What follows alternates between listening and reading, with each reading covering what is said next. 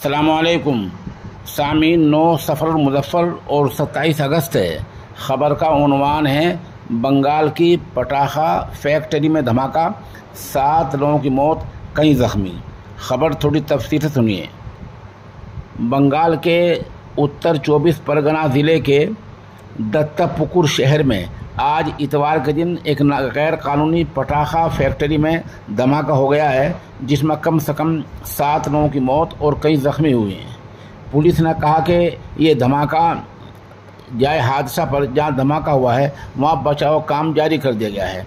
एक अफसर ने सहाफ़ी को बताया कि धमाका सुबह 10 बजे हुआ है, जब कोलकाता से लगभग 30 किलोमीटर जुनूब में दत्तापुकुर पुलिस थाना इलाके में नीलगंज के मोशापोल इलाके में कई लोग कारखाने में काम कर रहे थे। फायर स्टेशन अफसर आशीष घोष ने कहा, अब तक 5 लाशें बरामद की गई हैं और दूसरा काम जारी है। कौन कौन इसमें मरे हैं उनके नाम अभी जाहिर नहीं किए गए हैं। बहरहाल पटाखा फैक्ट्री में धमाके से 7 लोगों की मौत हो गई है।